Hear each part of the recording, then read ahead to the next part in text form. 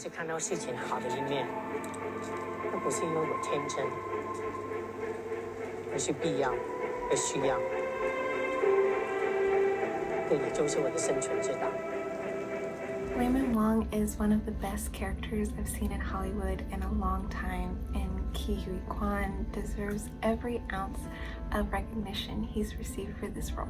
Hi, I'm Ray, and this is Take 5, a show where I break down movies and media portrayals and how they impact society on a larger level. As you saw today, we are talking about Waymond Wong from Everything Everywhere All at Once, and specifically what made Ke's portrayal incredibly unique.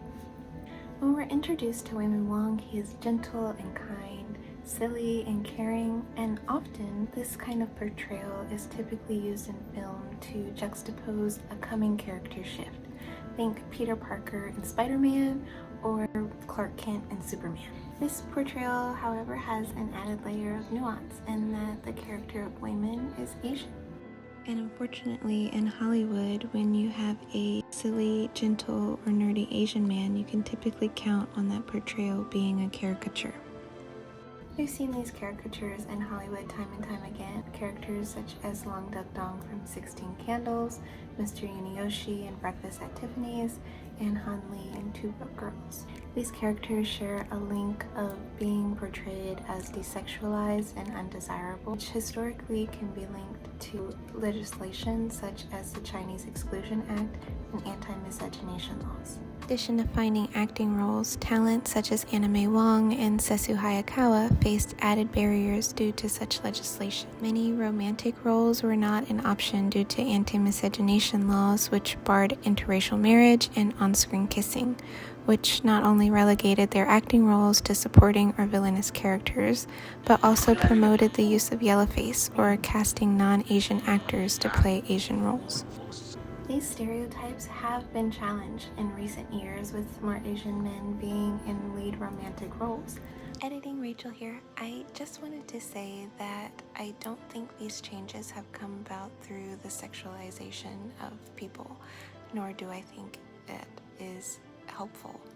I do think that these changes have occurred through authentic and empathetic storytelling and humanizing people, and I think that's where those changes have come from. Anyway. However, that is not what makes Waymond's character so special. Waymond's uniqueness can be found in that his kind and gentle spirit is not a weakness to be overcome. By the end of the film, he hasn't gone through a Superman-style shift in personality. Rather, his kindness is a strength that inevitably allows his wife to find another way to fight. The only thing I do know is that we have to be kind.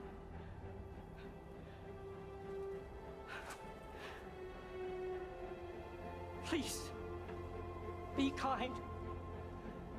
Especially when we don't know what's going on. 我理解，但你不是一个服输的人，我又何尝不是？只是我们选择的处理方式不一样。Ke's portrayal of Waymond is revolutionary in its own right, but I also think there is a lot that the character of Waymond can teach us about how to be human. If you're looking for a deeper dive on this topic, I'd fully suggest Pop Culture Detective's video essay or this great Slate article that tackles the way Waymond's character subverts and defies stereotypes. Thank you so much for watching. I hope you enjoyed. And Take 5 is my new series, piggybacking off of one of the series I had on my Instagram, Gripes with Stereotypes.